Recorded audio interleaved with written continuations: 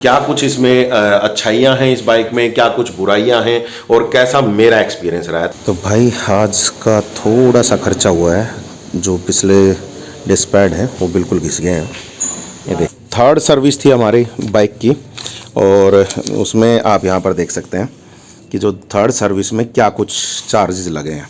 मेरे कुछ एक्सपीरियंस जो हैं इस बाइक के साथ ज़्यादा अच्छे नहीं रहे हैं। स्टार्टिंग में कहा गया था कि डबल चेसिस जो है यहाँ पर लग गया है तो वाइब्रेशन नहीं होंगी। तो भाई मैं आप लोगों को बता दूं कि इसमें वाइब्रेशन काफ़ी सारी हैं। हैंडल को है ना थोड़ा सा टच ही करूँगा तो देखना आप यहाँ पे जो बैक मिरर्स हैं इनको देखना आप कितना हिलते हैं। ये देखो, जैसे ही चढ़ाई के ऊपर कहीं पर भी चला रहे थे तो वहाँ पर इसका इंजन जो है ना बिल्कुल इतना जोर मांग रहा था कि बहुत ज़्यादा, बिल्कुल अलग महसूस हो रहा था कि हाँ इतना 350 सीसी का इंजन है लेकिन उसके बावजूद भी काफ़ी सारी प्रॉब्लम इसको हो रही है ऊपर चढ़ने में। मेट्रो सिटी में जाकर के आपको सर्विस लेनी है तो आप अपने शहर में जो छोटे सर्विस सेंटर हैं उनसे आप उम्मीद करना छोड़ दीजिए। आज ये ब्लॉग स्टार्ट किया है और ब्लॉग स्टार्ट किया है हमारी जहाज़ यहाँ पर जब से हम वहाँ गए थे तो उसके बाद से ही जो है वो हमने इसकी सर्विस नहीं कराई थी और अब लगभग 10,000 किलोमीटर इसके पूरे होने वाले हैं तो आज इसकी सर्विस कराएंगे और सर्विस के साथ साथ कुछ चीज़ों के बारे में इसके बारे में बात भी करेंगे कि क्या कुछ इसमें अच्छाइयाँ हैं इस बाइक में, क्या कुछ बुराइयाँ हैं और कैसा मेरा एक्सपीरियंस रहा है। तो उसके बारे में सारी चीज़ें बात करेंगे, लेकिन अभी चलते हैं सबसे पहले इसकी सर्विस करवाने के लिए। तो भाई अभी कुछ हालत ऐसी है अपने जहाज़ की, बहुत ज़्यादा कीचड़ लगा पड़ा है यहाँ पे, देख लीजिए बहुत ज़्यादा, क्योंकि अभी ना जो बारिश हुई ना उसमें पूरे शहर में ना पूरा कीचड़ ही कीचड़ भर गया और जिसकी वजह से ये हालत है। और आई होप कि 10,000 किलोमीटर की जो सर्विस है जब उसमें ऑयल वगैरह चेंज हो तो थोड़ा बहुत जो इसमें अभी जो कमियां मुझे दिख रही हैं हो सकता है वो ठीक हो जाए। आप सभी लोगों का स्वागत है हमारे चैनल पर और अब इसकी सर्विस करवाने के लिए चल रहे हैं तो चलिए आपको भी साथ लेके चलते हैं।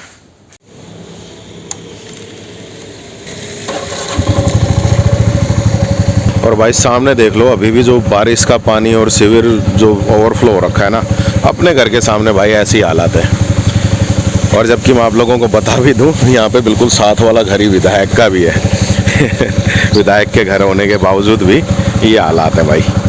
तो चलिए भाई इसी से निकल के जाना पड़ेगा।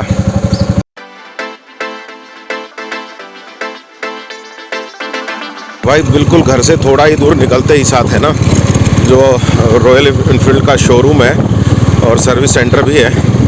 हालांकि पहले थोड़ा सा और भी ज़्यादा नज़दीक था, अब पिछले कुछ टाइम से है ना वो थोड़ा सा और आगे चला गया, लेकिन अभी भी नज़दीक ही है। तो अभी उधर ही चल रहे हैं और जा करके अपने बाइक की जो तीसरी सर्विस है वो करवाएंगे और देखते हैं भाई कितना क्या कुछ खर्चा आएगा, क्या कुछ इसमें पैसा लगने वाला है।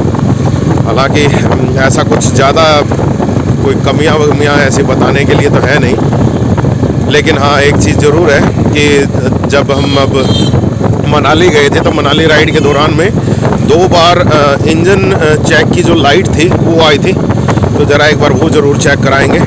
और थोड़ा सा दबाव मान रही थी वहाँ पे बाइक, तो उसको भी ज़रा चेक कराएंगे कि उनका क्या कहना है भाई। और अगर सब कुछ ठीक रहता है तो आई होप कि 1-1.5 घंटे में अपनी बाइक की सर्विस हो जाएगी और फिर आपसे बात करेंगे सारी चीज़ों के बारे में, बाइक कैसी है, लेनी चाहिए नहीं लेनी चाहिए। लो जी सर्विस सेंटर पहुंच गए हैं, इधर खड़ी कर दी है और अभी बस तैयारियां ही चल रही हैं, ओपन ही हुआ है तो इसके बाद सर्विस होएगी अपनी और उसके बाद देखते हैं क्या कुछ कमियां नज़र आती हैं। और यहाँ पर ही साइड में ये इधर ही शोरूम भी है भाई। अब ये इधर नई बिल्डिंग में इन्होंने शिफ्ट कर दिया है तो काफ़ी सारी बाइकें लगी हुई हैं और अपनी वाली जहाज़ भी यहाँ पे आ गई है, तो अभी सर्विस के लिए दे देते हैं।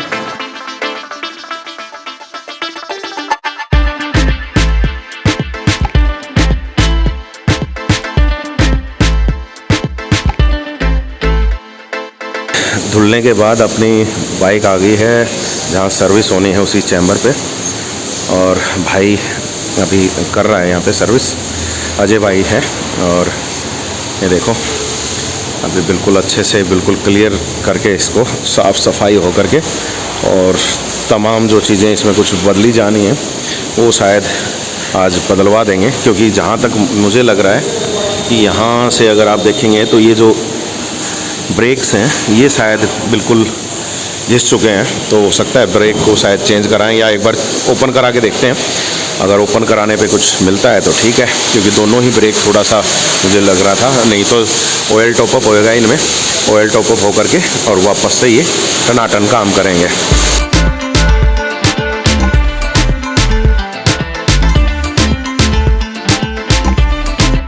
तो भाई आज का थोड़ा सा खर्चा हुआ है, जो पिछले डिस्क पैड हैं वो बिल्कुल घिस गए हैं। ये देखिए हल्का फुल्का इनके ऊपर कुछ मटेरियल बचा है, ठीक है, और अब इनको चेंज करने का टाइम आ गया है। तो भाई ले आया है नए, और यहाँ पर डिस्क पैड चेंज हो जाएंगे तो अपनी जो ब्रेकिंग से वो थोड़ी सी ठीक रहेगी।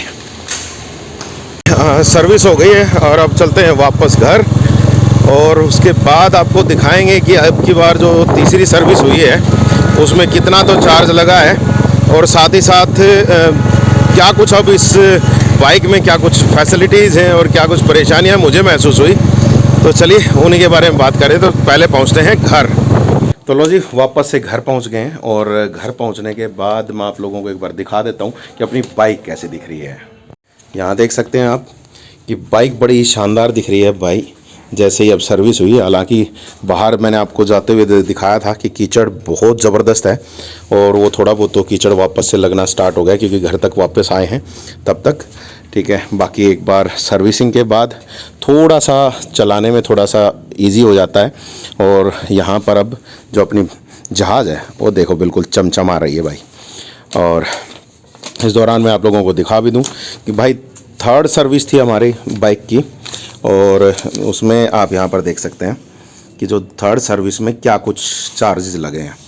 तो यहाँ पर आप देख सकते हैं एक फ़िल्टर चेंज हुए हैं, 2 इंजन ऑयल का भी, और जो एयर फिल्टर होता है, और कुछ इलेक्ट्रिक कॉन्टैक्ट वगैरह के क्लीनर वगैरह हैं, और जो क्या बोलते हैं इसको मोबाइल ऑयल होता है वो चेंज हुआ है। ब्रेक पैड जो हैं वो चेंज हुए हैं, मैंने आप लोगों को दिखाया था। और चौथी सर्विस क्योंकि लेबर चार्ज कुछ होता नहीं है तो वो फ्री है।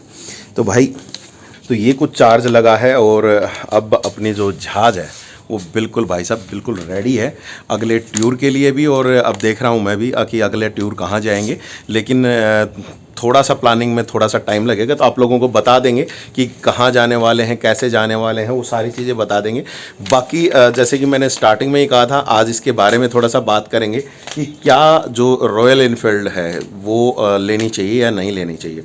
तो आज उसी के बारे में बात करते हैं। तो भाई वैसे तो अगर मैं बात करूं तो रॉयल इनफील्ड जो है वो काफ़ी सारे लोगों की जो है पहली पसंद होती है, क्योंकि इस बाइक को लेने के लिए लोग है ना अपने बचपन से और लगातार वो देखते रहते हैं कि कभी ना कभी वो लेंगे इसको। ये रॉयल सपना जो है वो ज़रूर पूरा करेंगे, और अपना भी कुछ ऐसा ही सपना था कि कभी ना कभी तो है ना ये आरई की बाइक जो है ये लेनी ही लेनी है। तो भाई मैंने भी उसी चाव में ही इसको लिया था, और ये भी था कि भाई अब लंबे लंबे टूर करने हैं तो कोई बाइक ऐसी होनी चाहिए कि जिसमें है ना आराम से हम जा सकें, वो गर्म ना हो, वो इजीली हमें वहाँ तक ले करके जा सके। लेकिन भाई मेरे कुछ एक्सपीरियंस जो हैं इस बाइक के साथ ज़्यादा अच्छे नहीं रहे हैं। वैसे बाइक चलने में ठीक है, लोकल में कहीं पर भी आप घुमाओ फिराओ कुछ भी करो तो बिल्कुल ठीक है। और ये जो मेरे पास जो मॉडल है ये 2023 का मॉडल है, क्लासिक रिबॉर्न है ये, क्योंकि जो जे सीरीज़ इंजन जो आप यहाँ पर देख सकते हैं यूसी इंजन की जगह जे सीरीज़ इंजन को लगाया गया था। और इस इंजन के बावजूद भी इसमें काफ़ी सारी कमियां हैं। तो पहली कमी के बारे में बात करूं तो जैसे कि स्टार्टिंग में कहा गया था कि डबल चेसिस जो है यहाँ पर लग गया है तो वाइब्रेशन नहीं होंगी। तो भाई मैं आप लोगों को बता दूं कि इसमें वाइब्रेशन काफ़ी सारी हैं। वाइब्रेशन मेरे ख्याल से है ना रॉयल इनफील्ड अपने यहाँ ठीक नहीं कर पा रहा है, तो वो एक परेशानी ज़रूर है। यहाँ पर आपको छोटा सा एक एग्जांपल दिखाता हूँ। यहाँ पर जैसे ही मैं अपने हैंडल को है ना थोड़ा सा टच ही करूँगा तो देखना आप यहाँ पे जो बैक मिरर्स हैं इनको देखना आप कितना हिलते हैं। ये देखो आपको दिख रहा होगा, बहुत भयंकर रूप से ये हिलते हैं। और जब हम रात को ड्राइव करते हैं तो इनमें कुछ भी दिखना पॉसिबल नहीं होता, क्योंकि इतना ज़्यादा हिलते रहते हैं कि पीछे का कुछ भी इसमें दिखाई नहीं देता। ये सबसे पहली कमी है और भाई साहब बड़ी भयंकर कमी है, क्योंकि रॉयल इनफील्ड इसके ऊपर कोई काम कर ही नहीं पा रहा है। दूसरी चीज़ जो मुझे समस्या आई वो आया इसके टायर में। जो फ्रंट टायर है वो बिल्कुल पूरा हिल रहा था। मैंने लास्ट जब हमारी राजस्थान राइड थी मैंने आप लोगों को दिखाया था उस दौरान में कि जो टायर की वजह से जो पूरा हैंडल है, ये पूरा का पूरा हैंडल जो है ऐसे ऐसे ऐसे काँप रहा था बिल्कुल, और उसकी वजह से काफ़ी डर भी लगा था मुझे कि पता नहीं क्या हो जाएगा, कभी भी कहीं पर भी एक्सीडेंट हो सकता है। तो हालांकि रॉयल इनफील्ड ने उसको देखा, अंडर वारंटी उसको ठीक करके दिया। लेकिन भाई अगर इस तरह की जो है ना, मैंने बहुत सारे वीडियो देखे, काफ़ी सारे लोगों के साथ ये समस्या आई हुई थी और ये भयंकर बीमारी है। और यहाँ पर उसका देखिए सॉल्यूशन भी उन्होंने किया। तो ये जो टायर है इसको बदलवाना पड़ा, हालांकि मुझे कुछ पैसे और देने पड़े। और कुछ पैसे क्या, अगर यहाँ पर मैं कहूँ कि मुझे है ना, जब मैं चरखी दादरी में रहता हूँ, चरखी दादरी में इसका सॉल्यूशन नहीं हो पाया, तो इसके लिए मुझे जाना पड़ा गुड़गांव में, और गुड़गांव भी मुझे 2 बार जाना पड़ा, और दोनों बार आने जाने का जो खर्च लगा और प्लस में कुछ 200-300 रुपये मुझे इस टायर के भी और एक्स्ट्रा देने पड़े थे। तो ये मानो अगर मैं उसको खुद अपने लेवल पे भी अगर चेंज करा लेता तो भी मैं कुछ लगभग बराबर सा ही रहता। लेकिन अभी अंडर वारंटी चेंज हुआ है, लेकिन मैं अपने लेवल पर इसलिए नहीं चेंज करा रहा था कि मुझे नहीं पता था कि ये टायर की प्रॉब्लम है या कहीं हैंडल बार में कहीं पे प्रॉब्लम है या कोई चेसिस की प्रॉब्लम है, मुझे उसके बारे में नहीं पता था। तो इस वजह से मैंने वो अपने बिहाफ पर नहीं करवाया था। तो इसीलिए मैं वारंटी में ही उसको मैंने क्लेम किया। चाहता तो मैं उसको अपने लेवल पे करवा सकता था, लेकिन भाई रिस्क हो जाता, क्योंकि अगर मैं टायर बदलवा देता तो टायर बदलवाने के बाद पता चलता किसी और चीज़ में दिक्कत है, फिर वो बदलवानी पड़ती, काफ़ी सारा पैसा वेस्ट हो जाता। और अभी क्या है, रॉयल इनफील्ड ने अपने आप से चेक किया, अपने आप से उन्होंने चेक करके और वो प्रॉब्लम मुझे सोल्व करके दिया। तो अभी जो हैंडल की जो वाइब्रेशन थी वो अब जो काँप रहा था, मतलब पूरा वोबलिंग कर रहा था, तो वो जो है वो नहीं हो रही। हाँ, वाइब्रेशन जैसे मैंने बताया, ये जो पूरे के पूरे जो अपने जो बैक मिरर हैं ये बिल्कुल काँपते रहते हैं भाई साहब। इनमें रात में तो कुछ भी देखना पॉसिबल है ही नहीं। इसके बाद बात करूं तो तीसरी जो समस्या मुझे आई, अभी मैं हाल फिलहाल ही, आप सब लोगों को पता है, आप लोगों ने ब्लॉग देख भी लिए होंगे, वीडियोस अगर आप लोगों ने नहीं देखे तो चैनल पे आ चुके हैं। मनाली जो हम गए थे उसमें हमें काफ़ी सारी दिक्कतों का सामना करना पड़ा। पहली बात तो जैसे ही चढ़ाई के ऊपर कहीं पर भी चला रहे थे तो वहाँ पर इसका इंजन जो है ना बिल्कुल इतना जोर मांग रहा था कि बहुत ज़्यादा, बिल्कुल अलग महसूस हो रहा था कि हाँ इतना 350 सीसी का इंजन है, लेकिन उसके बावजूद भी काफ़ी सारी प्रॉब्लम इसको हो रही है ऊपर चढ़ने में। और एक बार तो मैं आप लोगों को दिखा भी दूं, यहाँ पर जैसे आप जब ऑन करते हैं तो यहाँ पर ये कुछ लाइटें आती हैं और यहाँ पर एक बीच में लाइट आती है इंजन चेक की, तो वो लाइट भी इसमें 2 बार आई, क्योंकि चढ़ाई के दौरान में आई डोंट नो कि क्या इशू रहा वो, और वो लाइट भी आई। हालांकि आज हम सर्विस करा के आए हैं, हमने दोबारा से उसमें वो जो कंप्यूटर से वो जो चेक करते हैं वो इन्होंने चेक किया है, लेकिन उसमें कोई समस्या दिखाई दी नहीं। लेकिन वो 2 बार मेरे साथ समस्या बनी, जिसकी वजह से एक डर लगा कि यार पता नहीं पहाड़ों पे कहीं ना कहीं रुक ना जाए। तो एक ये समस्या भी काफ़ी बड़ी थी, क्योंकि माल फंक्शनिंग का कहीं ना कहीं मैं इसको कहूँगा कि जो इसका जो इलेक्ट्रॉनिक पार्ट है वो शायद प्रॉपर काम नहीं कर रहा है, तो जिसकी वजह से है ना वो बार बार जो है हमारे सामने है ना वो एरर आ रही थी। बाकी जो है वो कुल मिला करके ठीक है। और भाई उससे और अगली की बात करूँ तो यहाँ पर भाई लाइट है जो काफ़ी बेहतरीन लाइट है। अगर आप आँखों से देखते हो तो आपको आगे का बहुत ही क्लियर दिखाई देता है। और लेकिन अगर मैं व्लॉगिंग की बात के हिसाब से बात करूँ तो भाई थोड़ी सी लाइट कम है, क्योंकि अगर हम अपने कैमरे का ISO बढ़ा देते हैं तो वहाँ पे हमारे जो फुटेज है वो ख़राब हो जाती है, और अगर इसकी लाइट बढ़वाएंगे तो भाई सब चलान होने के पूरे चांस है। लेकिन हाँ, मैं ये कहूँगा लाइट अच्छी है, लेकिन ब्लॉगिंग के लायक नहीं है। ब्लॉगिंग के लिए अगर आपको करना है तो आपको इसमें एक्स्ट्रा लाइट लगवानी ही पड़ेंगी, वो काफ़ी ज़्यादा ज़रूरी हो जाएगा। अच्छा भाई, उसके बाद और भी एक चीज़ और बात करता हूँ। ये देखिए मैंने है ना रॉयल इनफील्ड से ही इसका लेग गार्ड लगवाया था, और लेग गार्ड में सबसे बड़ी समस्या क्या है, यहाँ पर आप देखेंगे, यहाँ पर आप देखें, यहाँ पर है ना जो ये रॉयल इनफील्ड का लोगो भी है, ब्रांडिंग की हुई है, और ये दोनों के दोनों है ना, ये इधर का पाइप अलग है, उधर का पाइप अलग है, बीच की ये जो है ये कुछ अलग बीच में लगा रखा है, और ये बहुत ही खतरनाक है भाई साहब। अगर रॉयल इनफील्ड से लगवाते हो तो भाई साहब बिल्कुल ये तैयार रहना कि कभी भी ये वाला जो हिस्सा है ये आपके पैर के ऊपर कभी भी आकर के लग सकता है, क्योंकि मेरे को एक जगह किसी ने थोड़ी सी हल्की सी यहाँ पर टच हो गई थी, मैं आपको दिखा भी देता हूँ, यहाँ पर टच हुई थी। और उस टाइम पे मैं ब्लॉगिंग नहीं कर रहा था, मैं केवल अपने जो पत्रकारिता के काम के लिए जो गया हुआ था, उस दौरान यहाँ पर टच हुई थी। और ये जो पूरा का पूरा ना ऐसे मेरे पूरा का पूरा अंदर की तरफ आया, तो पैर पे कहीं भी लग सकता है। तो ये एक समस्या यहाँ पर इसकी भी है। बाकी बात करूँ अगर इसके ओवरऑल की, तो ओवरऑल में भाई अगर आपको ये है कि आपको केवल मैदानी इलाकों में इसको चलाना है तो भाई साहब एक नंबर की बाइक है, कोई दिक्कत नहीं आएगी। एवरेज अगर आप इसकी पूछना चाहते हो तो एवरेज भाई अगर आप 60-65 की स्पीड पर चलाएंगे तो आपको इजीली है कि 35 से 40 के बीच की एवरेज दे देगी। लेकिन अगर आप लॉन्ग रूट पे निकलते हैं और लॉन्ग रूट पे अगर आप इसको 80 to 100 या 110 तक भी आप इसको लेकर के जाते हैं तो आपको लगभग 32-33 की एवरेज देगी। लेकिन ज़्यादा एवरेज की आप इसमें उम्मीद मत रखना। पावर लोकल के हिसाब से बेहतरीन है, लेकिन भाई पहाड़ों के हिसाब से मुझे थोड़ा सा डाउट लगा है। और आई डोंट नो कि ये मेरे वाली में दिक्कत है या किसी और में भी है, ये मैं नहीं कह सकता। लेकिन हाँ, मेरे वाले में इसमें है। ये जो ट्रू ओपिनियन है ना भाई इस बाइक का, मैं वो दे रहा हूँ, ना अपने को किसी ने कुछ कहा ना और कुछ। लेकिन हाँ, ये है कि थोड़ी सी दिक्कत है। और सबसे बड़ी दिक्कत एक और भी है भाई, अगर कोई भी यहाँ पर सर्विस सेंटर के लिए जाते हैं तो काफ़ी सारे सर्विस सेंटर हैं, नो डाउट कि सर्विस सेंटर के मुकाबले में ये और दूसरी जो इसी तरह की जो इसी सेगमेंट की जो दूसरी बाइक है उनसे ये बेहतर है। वहाँ पर इसको सर्विस अच्छे से इसकी मिल सकती है। लेकिन समस्या एक और है कि लोकल सर्विस सेंटर जो सबसे जो छोटे शहरों में जो सर्विस सेंटर हैं, अगर हम उनकी बात करें तो वहाँ पर जो है बेहतर इनके मैकेनिक मिलना शायद पॉसिबल नहीं है। मुझे भी जब ये टायर का इशू हुआ और हैंडल वोबलिंग हो रहा था तो उस टाइम पर जो इशू हुआ तो उसकी वजह से मुझे भी इसको लेकर के जाना पड़ा था गुड़गांव में। और गुड़गांव में जाकर के ही, और उसमें भी मुझे 2 बार जाना पड़ा।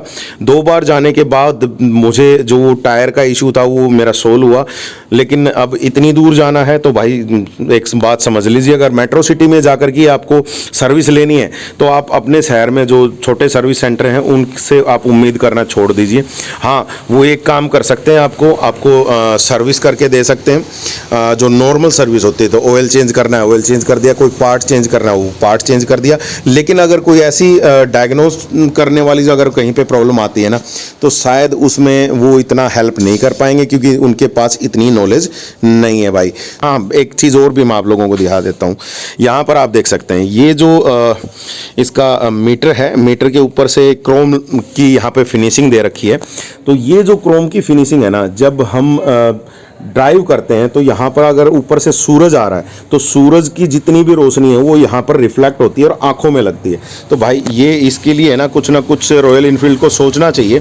यहाँ पर क्रोम देने की जगह वो कहीं और क्रोम दे दे, लेकिन यहाँ उसको कुछ और अलग से करना चाहिए ताकि ये रिफ्लेक्शन जो है जो भी राइडर है उसके आंखों में ना जाए और वो परेशान ना हो। और भाई पीछे की दीवार वगैरह के लिए भाई सॉरी, थोड़ा सा पुराना घर है तो वो ऐसा ही है, अभी इसको भी तोड़ के और नया बनाएंगे। भाई ये पुराना घर है और अभी गेट मैंने जानबूझ के बंद कर रखा है। तो यहाँ इसको पूरा तोड़ करके अब थोड़े दिनों में नया बना देंगे तो उसके बाद आपको नया भी देखने को मिल जाएगा। लेकिन यहाँ अगर आप देखेंगे तो ये जो है बाइक का एक छोटा सा ओवरव्यू मैंने आप लोगों को दिया है। और इसके बाद भी अगर आप लोगों को लगता है कि कोई और सवाल आप लोगों का रह गया है तो वो आप मुझे बता दीजिएगा, वो मैं आप लोगों को बताने की कोशिश करूंगा। और भाई एक चीज़ की और भी मैं यहाँ पे थोड़ा सा और बता देता हूँ कि एक चीज़ की समस्या मुझे और भी लगी है कि इसमें ना कहीं है ना हैंडल के मतलब क्या बोलते हैं उसको, हेलमेट को रखने के लिए कुछ ना कुछ पोजीशन दे देनी चाहिए। क्योंकि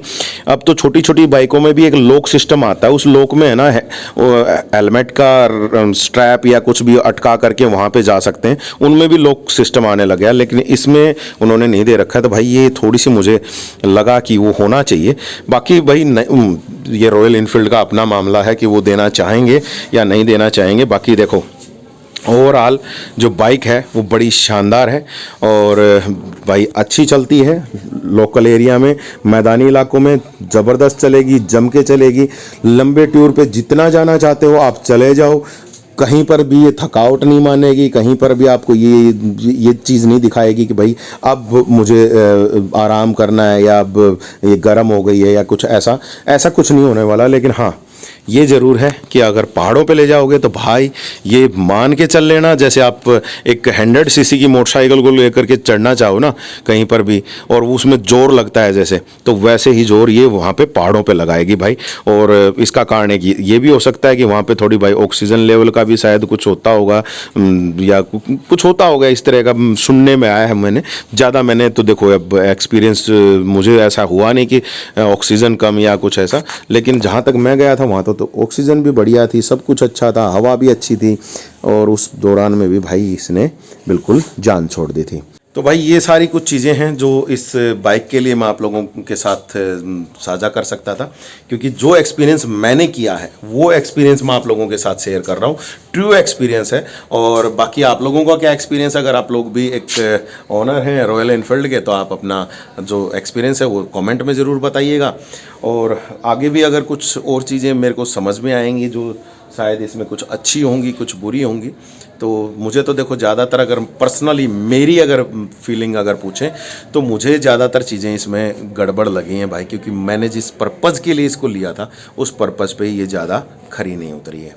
भागने के नाम पे भी अगर मैं इसको स्पीड अप करके भगाना भी चाहूँ तो भाई ये ज़्यादा से ज़्यादा 115 की स्पीड पर ही भागती है, 115 किलोमीटर पर आवर की स्पीड पे ही भागती है। उससे ऊपर मतलब अगर आपको भगानी है तो भाई मुझे डाउट है कि वो भागेगी नहीं, बाय द किसी की भागती भी होगी तो मुझे नहीं पता। बाकी अगर आपको मैं यहाँ पे दिखाऊं तो यहाँ पर आप देखिए, यहाँ पर 160 किलोमीटर पर आवर की मैक्सिमम स्पीड दी गई है, और जो नॉर्मल जो स्पीड है वो लगभग इसमें 80 दिखाई गई है। हाँ, बाकी ये है कि 115 तक ये इजीली चली जाती है, लेकिन मैं इसमें ये नहीं कहूँगा कि भाई और किसी की इससे ज़्यादा भी जाती होगी, भाई पता नहीं है। लेकिन मेरा एक्सपीरियंस यहाँ पर यही है कि 115 किलोमीटर पर आवर की स्पीड से ही ये मैक्सिमम भागती है, उससे आगे नहीं है। तो जो लोग अगर स्पोर्ट्स टाइप से अगर कुछ देखना चाहते हैं तो भाई ये मत लेना, वो स्पोर्ट्स वाली बाइक अलग होती हैं। अगर आपको एक रॉयल फीलिंग लेनी है जो आपकी बचपन की ख्वाहिश के हिसाब से, जैसे मैंने ली है, तो मेरी बचपन से ख्वाहिश थी कि इसको मैं लूँ और एक बार तो ऑन करूँ भाई, तो इसीलिए मैंने इसको लिया। तो अभी हमारे पास हमारी बाइक है और हमारा जहाज़ जो है वैसे बहुत शानदार है भाई, एक नंबर लगता है, अट्रैक्ट भी लोगों को बहुत करता है। लेकिन अब नॉर्मली क्योंकि हो गई है तो इतना ज़्यादा अट्रैक्शन वाली बात नहीं है अब रॉयल एनफील्ड में। हाँ, क्योंकि अब ज़्यादातर जो स्पोर्ट्स बाइकें हैं वो ज़्यादा अट्रैक्ट आज की यंग जनरेशन को करती हैं। तो भाई बाकी अपने लिए बढ़िया है, अच्छा सीटिंग पोस्चर है भाई। एक चीज़ और भी बताना चाहूँगा, यहाँ पे एक बहुत ही बढ़िया चीज़ है ये, मतलब आप इसकी सीट पे बैठ गए, मतलब सोफे पे बैठ गए, आपको ऐसा ही फील होगा। कितनी देर बैठ करके आप इसको चला सकते हो। और भाई अब तो कमाल की बात है कि पीछे वाली जो सीट है ना, जो पिलियन के लिए जो है, वो भी काफ़ी शानदार है, और पहले वाली से थोड़ी सी चौड़ी भी बना रखी है। तो और नरम बहुत है भाई साहब, जो कुशन जो लगाया है ना इसमें वो कमाल का लगाया है।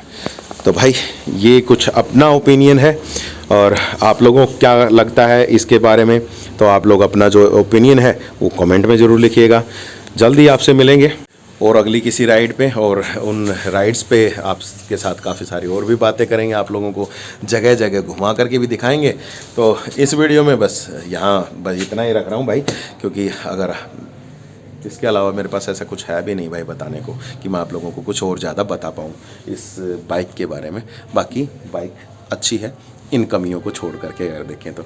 बाकी मेरे पर्सनल व्यू से कि शायद अगर समय के साथ मुझे इस बाइक को शायद चेंज करना पड़ेगा, क्योंकि जो मैं सोच रहा हूँ उसके मुताबिक शायद ये उतनी परफेक्ट नहीं है। तो देखते हैं क्या रहता है। बाकी चलिए किसी दूसरी राइड पे फिर से आपसे मिलेंगे। अभी बस मुझे दीजिए इजाज़त। चलिए tata bye bye, see you, thank you.